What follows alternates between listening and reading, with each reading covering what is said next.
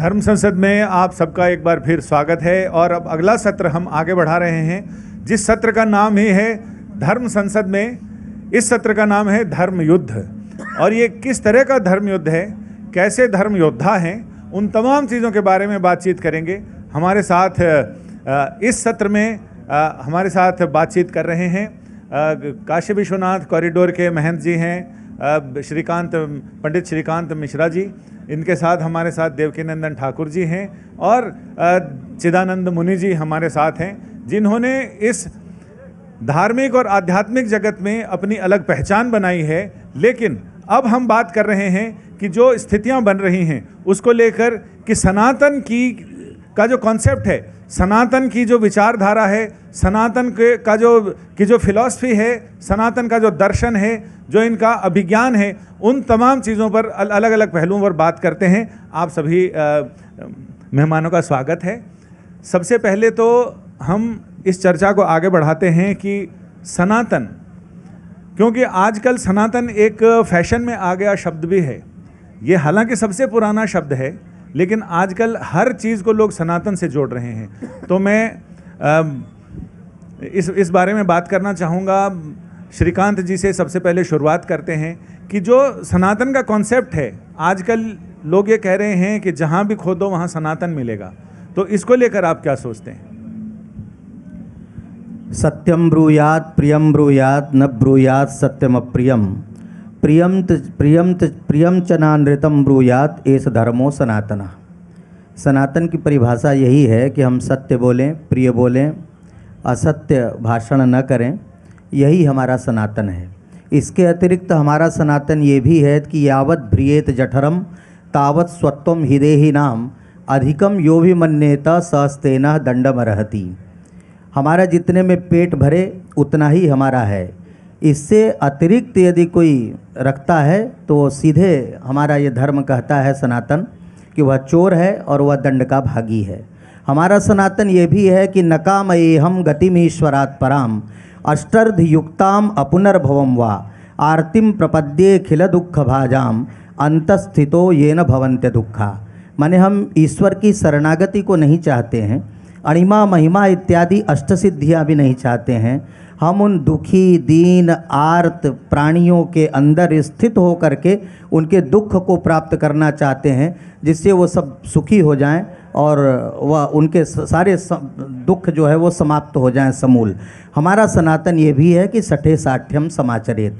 अगर कोई सठ है तो उसके साथ कैसा व्यवहार करता है, इसकी अनुमति, इसकी आज्ञा भी हमारा सनातन देता है। इसलिए सनातन की बड़ी व्यापक परिभाषा है। और जहाँ भी, जैसे आपने मूल विषय को उठाया कि आजकल फैशन है, तो ऐसा कोई फैशन नहीं है। अगर कोई फैशन बनाता है तो वो फिर उस पर वह विचारणीय विषय है। आपने बताया जैसा कि सनातन का मतलब है जिसका ना आदि है ना अंत है। तो ऐसे में बड़ा सवाल ये उठता है कि एक तो आपने उदाहरण दिया कि साईं इतना दीजिए जामे कुटुंब समाए, मैं भी भूखा ना रहूं साधु न भूखा जाए, ये सनातन है। तो ऐसे में क्या हम अपनी धरती के नीचे जो हमारी विरासत है उसको हम नहीं पाएंगे तो उससे सनातन पे कोई असर पड़ेगा?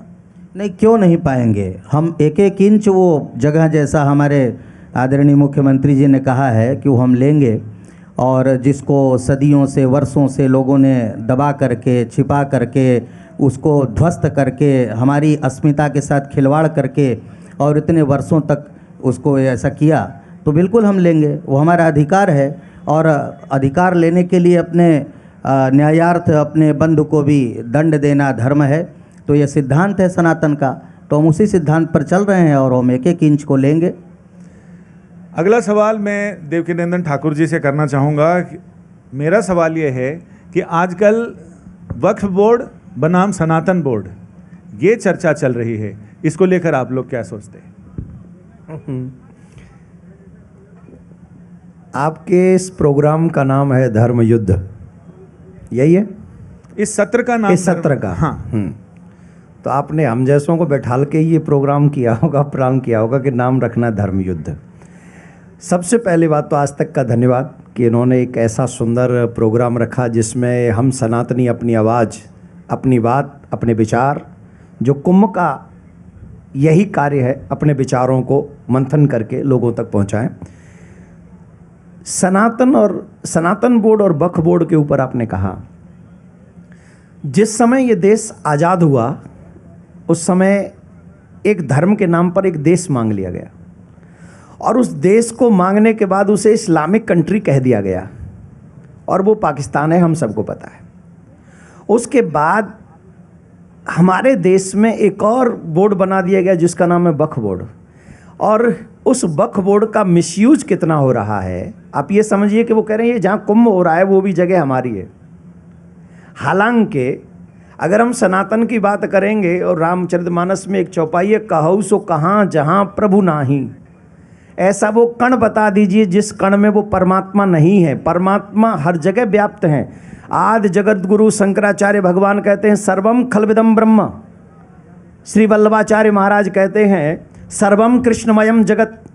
इस ब्रह्मांड के कण कण में भगवान समाया हुआ है और उस भगवान के दर्शन करने अगर किसी में सामर्थ्य है तो खम्बे में भी भगवान है, पर प्रहलाद चाहिए। हम लोगों में प्रहलाद वाली दृष्टि नहीं है, इसलिए वो हमें भगवान दृष्टिगोचर नहीं होता।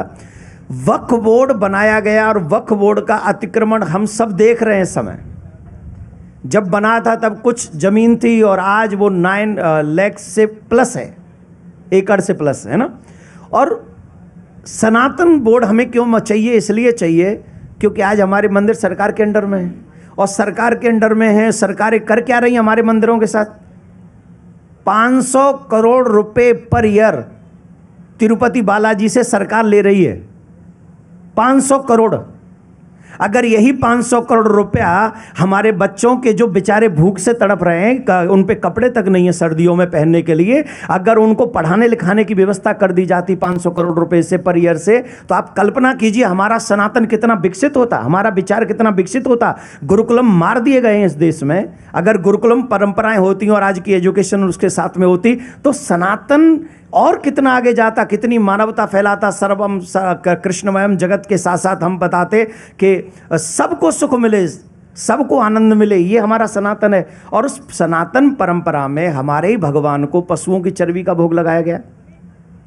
तो क्या हमारा अधिकार नहीं है कि हम अपने भगवान की पूजा पवित्र रखें, स्वच्छ रखें?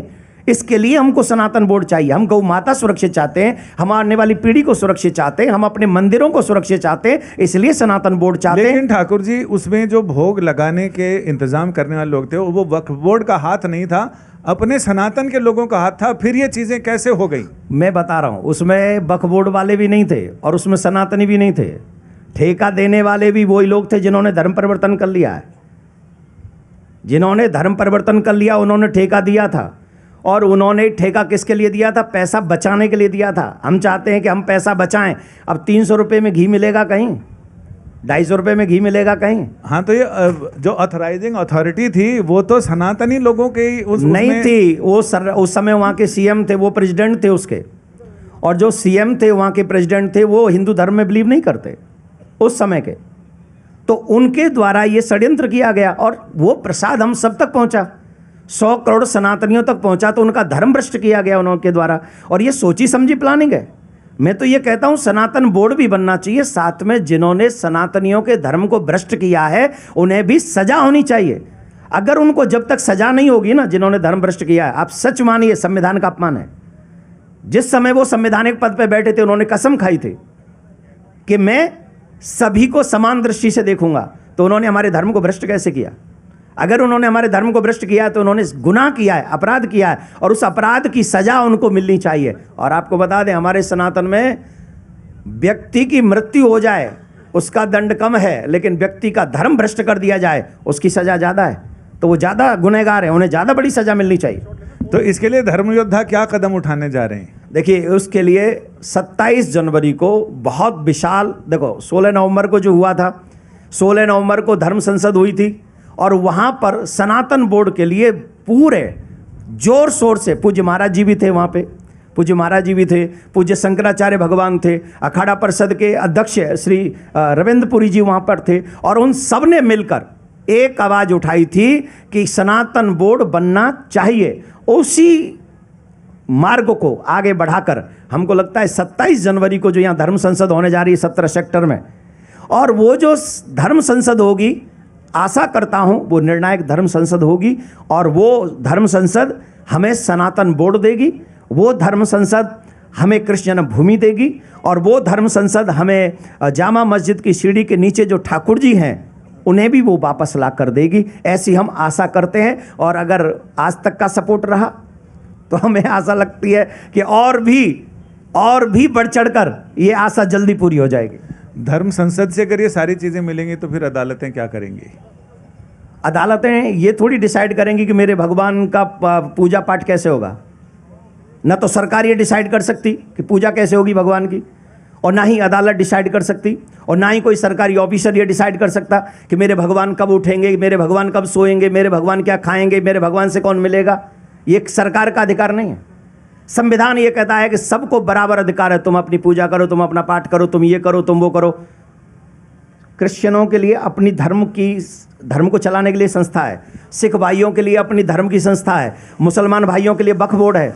सनातनियों के लिए क्या है? सनातनियों के मंदिर सरकार ले लेगी, सनातनियों के मंदिरों का चढ़ावा सरकार ले लेगी, और चढ़ावा लेने के बाद उन मंदिरों को देखे भी नहीं जहां दीपक नहीं जलता। आज़ादी के बाद सनातनियों का इतना बड़ा शोषण, आज तक कोई मुस्लिम व्यक्ति इस देश का प्रधानमंत्री नहीं बना। कोई क्रिश्चियन भी, आई थिंक, मुझे नहीं रिमेंबर है कि कोई क्रिश्चियन भी इस देश का मुख्यमंत्री प्रधानमंत्री बना हो। I don't think so. लेकिन उसके बावजूद भी मंदिर रखे गए हिंदुओं के सरकार के अंडर और शोषण किया गया हिंदुओं का। बड़े भाइयों, बड़े भाइयों, बड़े भाई, काय के बड़े भाई हैं? सारा तो कुर्ता उतार लिया हमारा, हम काय के बड़े भाई रह गए? हमारे सारे अधिकार छीन ले गए, हम काय के बड़े भाई रह गए? इसलिए हमारी सभी चीज़ों की, सनातनी परंपरा की सुरक्षा के लिए मुझे लगता है कि सनातन बोर्ड होना कंपलसरी है, जरूरी है, और उसके माध्यम से हम आगे बढ़ सकेंगे। हमारा पर्सनल कोर्ट होगा सनातन बोर्ड में, जैसे वक्फ बोर्ड में हमारा कोर्ट होगा। मथुरा की लड़ाई हम अपने कोर्ट में लड़ेंगे। हाँ जी, राधे श्याम। अभी तक योद्धा की बातें सुनी, अब मैं शांति दूत की ओर आगे बढ़ता हूँ। आपने सभी वर्गों में, सभी धर्मों में शांति भाईचारा कैसे बढ़े, इसके लिए अभियान चला रखा है। तो स्वामी जी, आपकी राय इस मामले में क्या है? ये जो इतना क्रूशियल मामला है जिसमें समाज मंथन कर रहा है, ये धर्म नगरी मंथन कर रही है, और इसी मंथन से कहते हैं कि गंगा और यमुना तो यहाँ दिखाई देती हैं संगम में, सरस्वती प्रकट होती है, प्रकटाई जाती है, वो भी कुंभ के समय, जब संत महंत यहाँ आकर सरस्वती पर यानी विचारों पर यानी ज्ञान पर मंथन करते हैं तो ज्ञान की देवी प्रकट होती है। वही देवी जिसके बारे में शास्त्र कहते हैं, या कुंदेन्दु तुषार हार धवला या शुभ्र वस्त्रावृता। तो ऐसी शुभ्र वस्त्रों वाली सरस्वती, शुभ्र विचारों वाली सरस्वती प्रकट होती है। तो आप बताएं कि इसमें आपका क्या?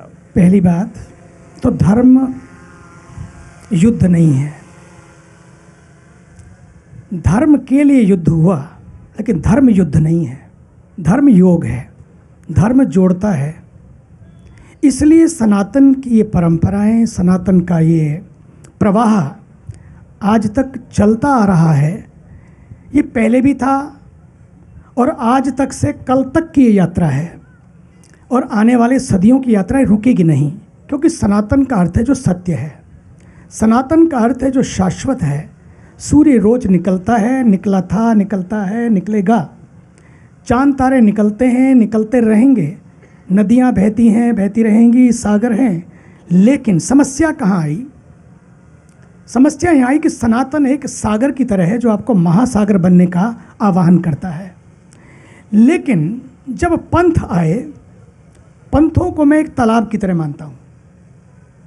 तालाब ठहरा हुआ होता है, नदियाँ बहती हुई होती हैं, और नदियाँ सागर से मिलती हैं, और सागर महासागर बनता है। ये सनातन की धारा है। लेकिन अब छिन्नता कहाँ पर आई? इसलिए आई कि जब कुछ सरकारों ने वोट बैंक की राजनीति के लिए, अपने को बचाए रखने के लिए, अपने को टिकाए रखने के लिए ऐसे ऐसे नैरेटिव घड़े गए, ऐसे ऐसे नियम बनाए गए जो सबके लिए समान नहीं थे। इसलिए संविधान की आवश्यकता पड़ी, और संविधान का अर्थ ही है जहां सब समान, सबका सम्मान। वही हमारे देश का संविधान, और सनातन जो है उसी संविधान की बात करता है। संविधान में बहुत सारी धाराएं समय समय पर बदली भी गई, लेकिन सनातन की धारा में जो बदलाव है जो परिवर्तन है वो आता है केवल तब जबकि समाज में कभी कोई विकृति आती है तो उसको बदलने के लिए एक व्यवस्था बनती है। लेकिन आज के समय में क्या होना चाहिए? युद्ध कोई उपाय नहीं है। पूरे विश्व ने देखा है युद्ध उपाय नहीं है। आज मैं कहना चाहता हूँ जिस युग में हम जी रहे हैं उस युग को एक ऐसा ऊर्जावान तपस्वी यशस्वी प्रधानमंत्री मिला है, वो है भारत के ऊर्जावान प्रधानमंत्री। इस कुंभ को एक नेतृत्व देने वाला, दिशा देने वाला, जो महंत भी है, संत भी है और साथ साथ शासक और प्रशासक होते हुए वो अपने आप को शासक नहीं बल्कि एक साधक मानता है, एक सेवक मानता है, एक उपासक मानता है। अच्छा है दोनों का संगम भी है। व्यवस्था बिगड़े तो शासक की आवश्यकता और जब आस्था पर प्रहार हो तो एक उपासक की आवश्यकता। दोनों का संगम है और दोनों का संगम है और इस संगम के तट से उसी संगम का संदेश जाना चाहिए। लेकिन जब ये संगम का संदेश जाए तब हमें ये भी याद रखना है कि नियम सबके लिए बराबर हों, सुविधाएं सबके लिए बराबर हों और इस देश का समाधान संविधान के माध्यम से हो ताकि ये संगम कभी छिन्न भिन्न ना हो जाए। वक्फ की बात आई, अभी मेरे प्रिय और अभिन्न और आदरणीय श्री देवकीनंदन जी ने और आपने भी ये प्रश्न उठाया। मुझे लगता है कि समय आ गया है, अब वक्फ की वाकफियत से वाकिफ होने का वक्त आ गया है कि आखिर पाकिस्तान बना। पाकिस्तान जब बना तो आपको आश्चर्य होगा कितनी भूमि दी गई, लगभग 8 लाख करोड़। अभी जो भारत के पास जो वक्फ संपत्ति है वो 9 लाख हेक्टेयर से भी ज़्यादा है। पाकिस्तान बना तो इतनी ज़मीन नहीं थी जितना कि वक्फ की संपत्ति के पास है। हम क्या कहना चाहते हैं ये अपने आप में फिर वक्फ की जो संपत्ति है अगर संपत्ति बनकर रह गई इसलिए समस्याएं खड़ी हो। अगर ये संपत्ति नहीं है कि संस्कृति बनती और संस्कृति इस बात के लिए बनती कि धर्म की जो चीज़ है वो समाज के लिए है, वो खुद के लिए नहीं है। लेकिन कुछ चंद मुट्ठी भर लोग अपनी मुट्ठियों को भरने के लिए अपनी मुट्ठियों को ताने हुए हैं कि देख लेंगे। इसलिए आदरणीय योगी जी को कहना पड़ा एक एक इंच का हिसाब लेंगे। उनको लगा यदि है तुम्हारी है किसी की है तो डरते क्यों हो? कुछ भी प्रॉब्लम होती है। संभल की बात आई, संभल में कोर्ट का आदेश था, किसी व्यक्ति का आदेश नहीं था। कोर्ट के आदेश के कारण निगरानी करने के लिए वो लोग गए, एएसआई की टीम जिनका पूरा अधिकार है हर उस संपत्ति पर जिसको उस समय इस तरह से डिक्लेयर कर दिया, एएसआई का अधिकार पूरा है। उनको भी आज परमिशन लेने की ज़रूरत पड़ जाए, इसका मतलब है कहीं कुछ गड़बड़ है। उस गड़बड़, उस धांधली को मिटाने के लिए उस चंद भर मुट्ठी भर लोगों ने जो कब्ज़ा किया है, मैं तो कहता हूँ सच तो ये है कुछ माफियाओं ने कब्ज़ा किया है और कुछ मौलानाओं ने कब्ज़ा किया है। और इसलिए मैं मौलानाओं से भी कहना चाहता हूँ, मुझे ये बात एक बड़े ही काबिल एहतराम मुफ्ती ने बताई और मौलाना ने बताई कि स्वामी जी सच मानिए बड़ा दुख होता है, मेरे ही समाज के लोग मुट्ठी भर लोग हैं जिन्होंने इस पर कब्जे किए हैं। सच मानिए, पूछिए 60 साल पिछले 60 साल में 10 साल को छोड़ दें अगर, कितने स्कूल बनाए उस वक्फ बोर्ड ने, कितने अस्पताल बनाए उस वक्फ बोर्ड ने, कितने लोगों का भला हुआ। तहरीर निकाल लीजिए, आपको आश्चर्य होगा कुछ नहीं हुआ। और यहाँ अभी 10 साल भी नहीं हुए, ना जाने कितनी चीज़ें बदल दी गई। इतनी चीज़ें बदल दी गई कि आज देश का मुसलमान कुछ मौलानाओं की वजह से, अब मुट्ठी भर उन माफियाओं की वजह से अगर हो सकता है ना बोले, लेकिन जो ऑनेस्ट मुसलमान हैं वो समझते हैं कि ये गलत हो रहा है, लेकिन उनको बोलने नहीं दिया जाता। क्योंकि कौन नहीं बोलने देता? वो लोग जो लोग बांटते हैं। इसलिए योगी जी ने कहा बटेंगे तो कटेंगे। इसलिए कहा उन्होंने क्योंकि उनको लगे अब समय आ गया है एक होने का, समय आ गया है साथ साथ होने का, और समय आ गया इस संगम से एक आवाज़ बुलंद होनी चाहिए कि ना हम कटेंगे ना काटेंगे, ना हम बटेंगे ना बांटेंगे, ना हम डरेंगे ना डराएंगे। क्योंकि फिर ये नारा क्यों?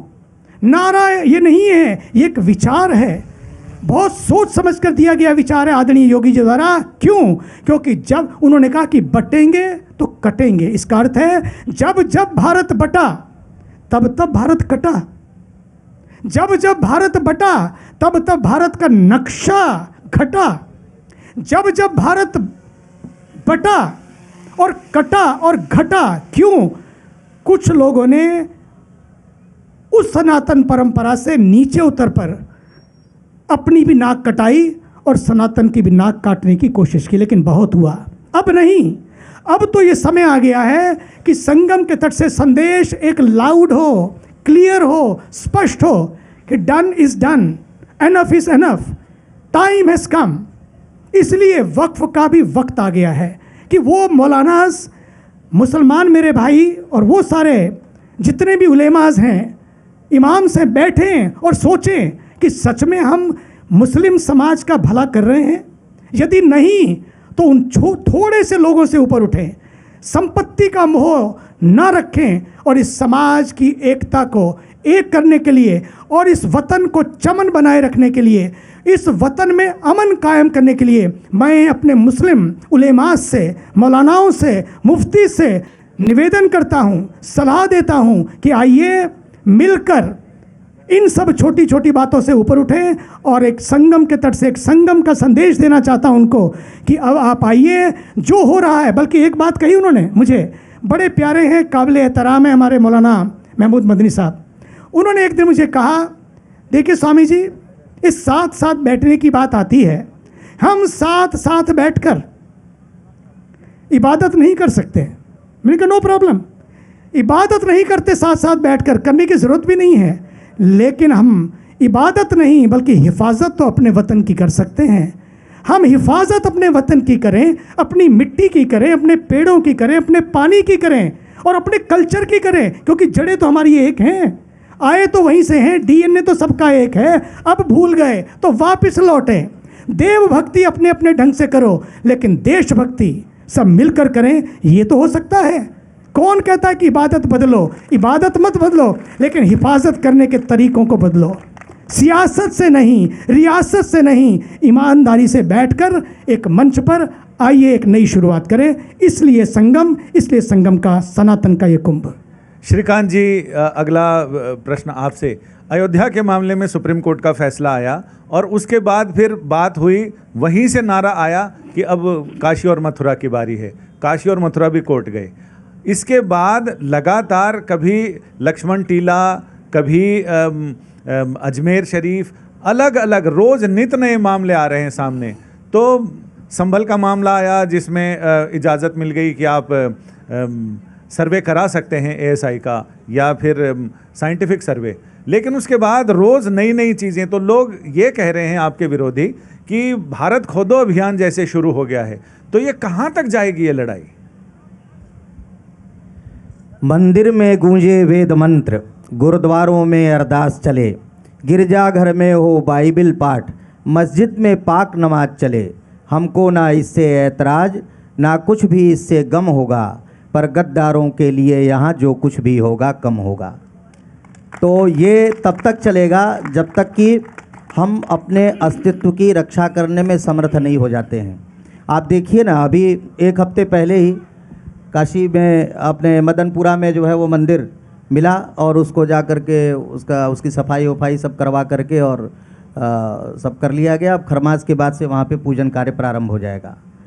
तो यही समय है, सही समय है। जैसा कि अयोध्या में श्री राम मंदिर के उद्घाटन के अवसर पर माननीय प्रधानमंत्री जी ने कहा था, और माननीय प्रधानमंत्री जी ने ऐसा कहा था कि काशी की पुरातनता को नष्ट किए बिना नए कलेवर में कैसे सजाया संवारा निखारा जा सकता है, उसका देदीप्यमान उदाहरण श्री काशी विश्वनाथ मंदिर का वर्तमान स्वरूप जो आप देख रहे हैं। तो 2000 स्क्वायर मीटर में सिमटा हुआ मंदिर आज 52,000 स्क्वायर मीटर से ज़्यादा के क्षेत्रफल में सुव्यवस्थित, सुंदर, भव्य और दिव्य। उसके बाद हम वहाँ के ज्ञानवापी परिसर में प्रवेश कर गए। ज्ञानवापी परिसर में तो आप नंगी आँखों से आप देख सकते हैं ना, वो मूर्त रूप जो श्रृंगार गौरी की मूर्ति है, और मंदिर के बाहर भीतर सामने सब चीज़ें वहाँ पर दृष्टिगोचर होती हैं। अब हम भूतल में प्रवेश कर गए ज्ञानवापी में। जो ज्ञानवापी का जो स्कंद पुराण में काशी खंड में जो वर्णन है, विशद वर्णन है, जब वहाँ पर भगवान के दूत आए थे और उन्होंने देखा था कि यहाँ पर विशाल शिवलिंग का हमको सहस्र घटों से अभिषेक करना है, जब नदियाँ नहीं थी, जब कुछ भी नहीं था, केवल समुद्र में ही जल था, तब से आज तक का वह इतिहास और वह पौराणिक वृत्तांत यह सब हमारे सामने है।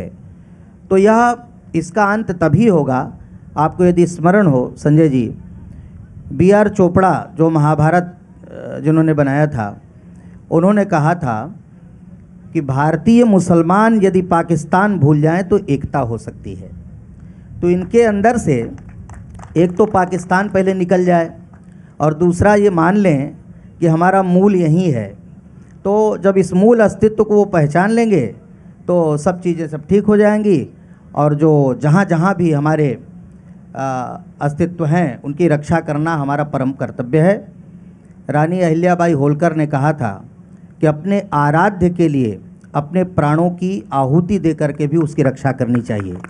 तो हम तो अपने प्राणों की आहुति देने के लिए तत्पर हैं, तैयार हैं।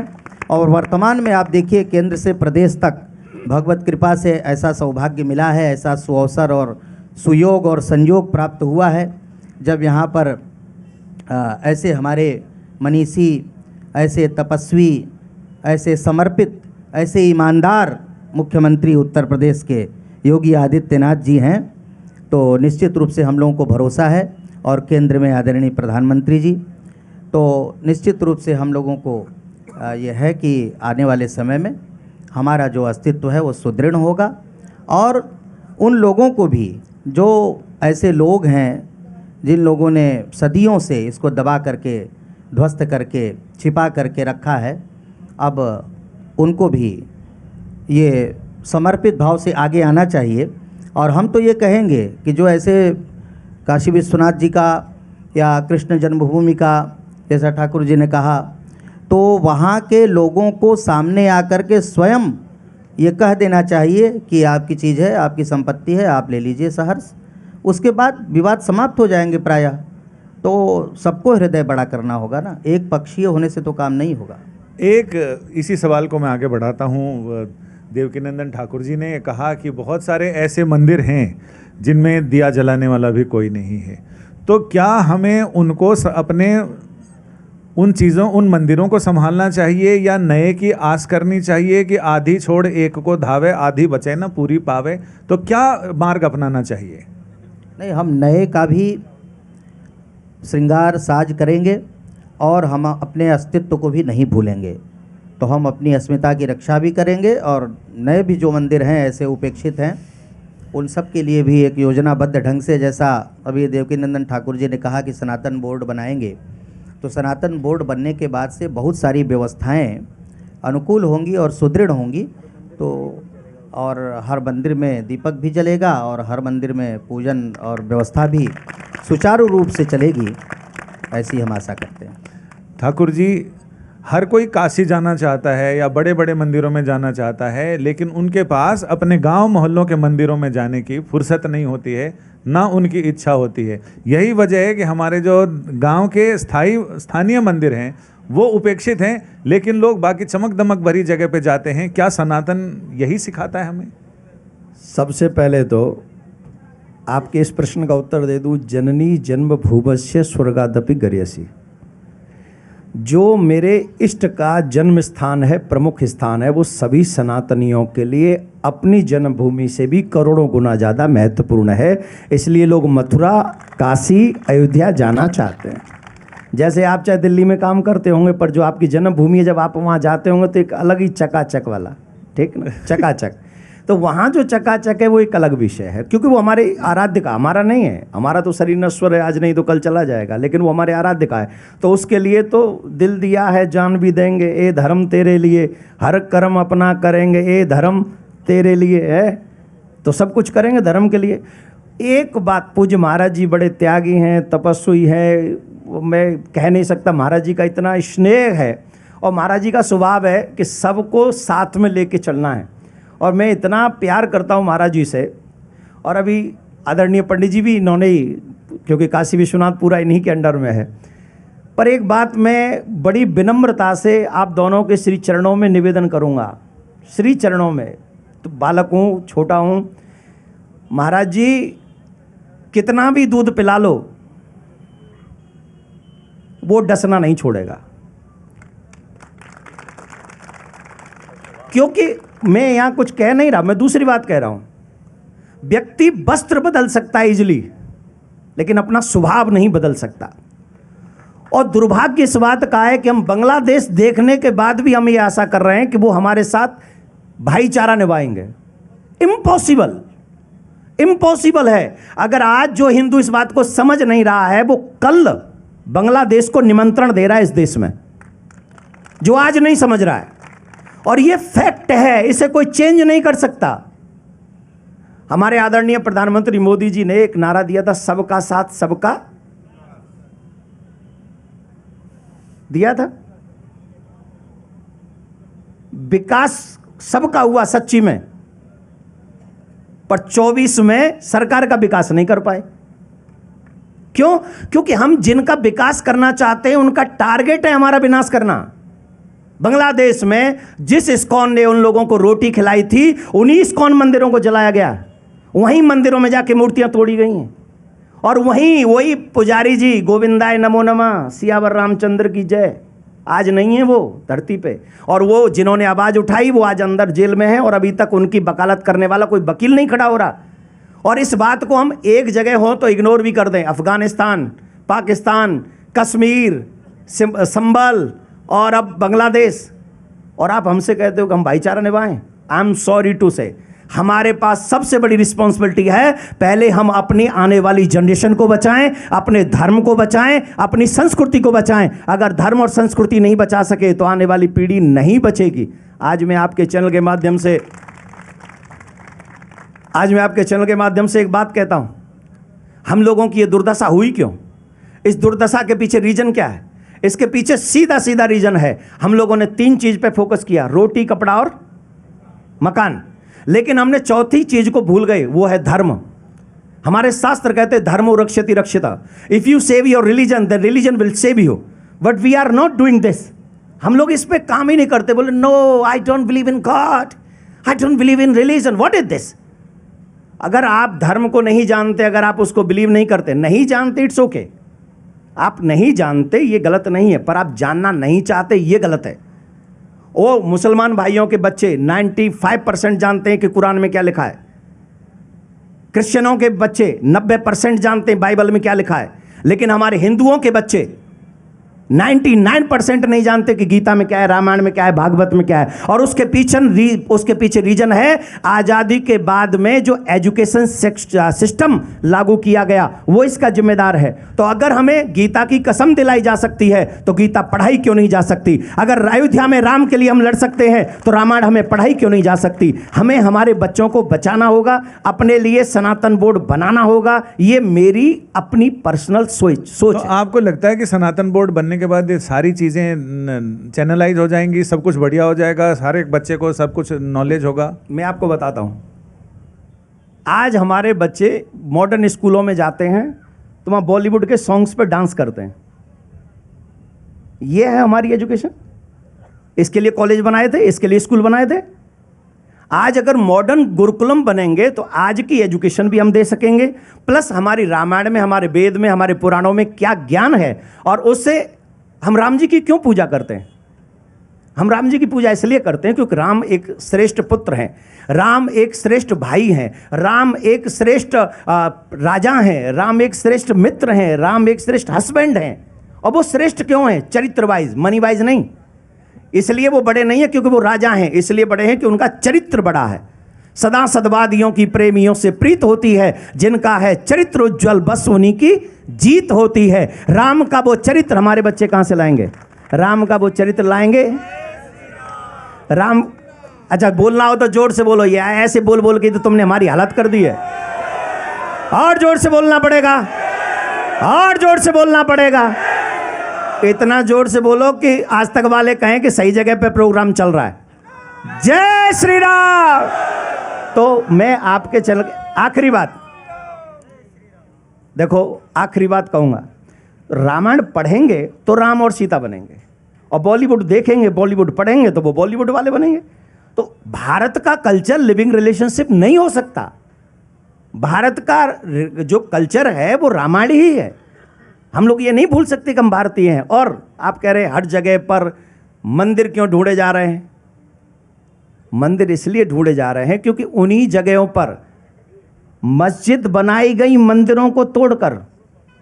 आप सब सुनिएगा जरा ध्यान से, क्यों ढूंढ रहे हैं हम हर जगह? मंदिर बनाए गए, मस्जिद बनाई गई मंदिरों को तोड़कर। क्या मस्जिद बन नहीं सकती थी मंदिरों को छोड़कर?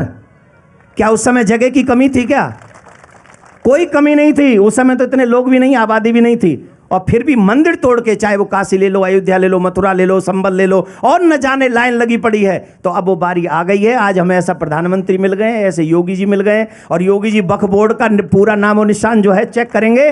और हम तो मोदी जी से कह रहे हैं जहाँ जहाँ है वहाँ वहाँ करवाओ खुदाई, और तब पता समझ में आएगा कि कैसी है खुदा की खुदाई। देखना तब। अब ये हमारा ये सत्र अब समापन की ओर है। मैं आखिरी टिप्पणी के लिए स्वामी चिदानंद सरस्वती मुनि जी का ये कहूँगा कि सनातन के प्रमाण विदेशों की धरती पर भी मिल रहे हैं, तो क्या हमें वहाँ भी दावा करना चाहिए? सीरिया, ईरान, अफ़गानिस्तान, इन सब जगह भी शिवलिंग मिल रहे हैं खुदाई में। विनम्रता से इस बारे में ये कहना चाहूँगा, संभल एक सिम्टम है। संभल बताता है कि अब संभलने का समय आ गया है।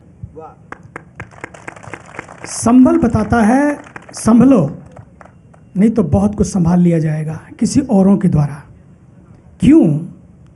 अभी अभी मेरे प्रिय भाई देवकिंदन जी ने कहा, स्थिति ये बन गई कि 240 तक सिमट गए, ये ऐसा विकास हुआ, और उस विकास की धारा में सबसे ज़्यादा उनके लिए किया गया।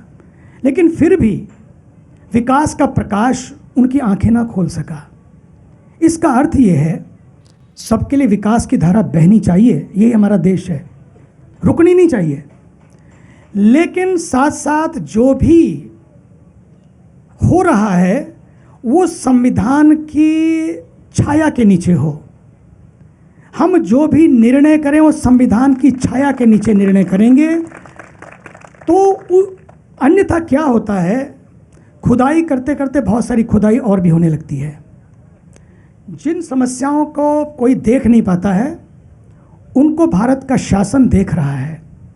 इसलिए मैं बहुत गौरवान्वित हूँ कि हमारे पास ऐसे हमारे देश के प्रधानमंत्री हैं। सच्ची, कितना गालियाँ खाने के बाद भी गले लगाते रहते हैं, गालियाँ खा के भी गले लगा रहे हैं, अपमान झेलने के बाद भी, वोट कम आने के बाद भी, उसके बाद भी वोट कटे, लेकिन उन्होंने काटने की प्रक्रिया नहीं बनाई। फिर भी जोड़ने की सोचते हैं, क्योंकि सनातन की प्रक्रिया जोड़ने की। फिर आज इसलिए सनातन की प्रक्रिया बहती रहेगी और बहती रहनी चाहिए। आज विश्व हिंदी दिवस है। विश्व हिंदी दिवस के दिन में कहना चाहता हूँ, वो लोग क्यों भारतीयों को जागने की ज़रूरत है, क्योंकि हिंदी केवल एक भाषा नहीं है, हिंदी तो हमारे दिलों की धड़कन है। और उस हिंदी में जो लिखा गया इसी प्रदेश के एक महापुरुष द्वारा, संत तुलसीदास जी द्वारा, वो रामचरितमानस, वो गुटका, आपको आश्चर्य होगा 200 वर्ष पहले, पौने 200 वर्ष पहले जब हमारे देश के भारतीय पूरे विश्व में ले जाए गए, उन सब विश्व में ले जाए गए भारतीयों ने अगर कुछ साथ में लिया तो अपने उस गुटके को लिया, उस गुटके को लेकर गए। आज आप वहाँ जाइए, इतनी धर्म की, सनातन की जड़ें उन्होंने गहरी की। बस आपसे मैं इतना करूँगा, आप भी अपने मूल से जुड़ें, अपने मूल्यों से जुड़ें, अपनी जड़ों से जुड़ें, अपनी विरासत से जुड़ें। विकास हो लेकिन विरासत को भूल न जाएं, ये बात ध्यान रखें। साइंस पढ़ें लेकिन स्पिरिचुअलिटी को भूल ना जाएं, इसका भी ध्यान रखें। इसलिए आज तक से जो कल तक की यात्रा है वही सनातन की यात्रा है। इसके लिए मैं धन्यवाद देता हूं आदरणीय योगी जी को भी। इस कुंभ को उन्होंने महान कुंभ बना दिया, ऐतिहासिक कुंभ बना दिया। और सारे 70 साल में एक बार भी ना आ पाए और वो 1 महीने में 7 बार आ गए। आपने देखा होगा, ये है इस देश के सनातन की परंपरा को जीने वाला एक योगी।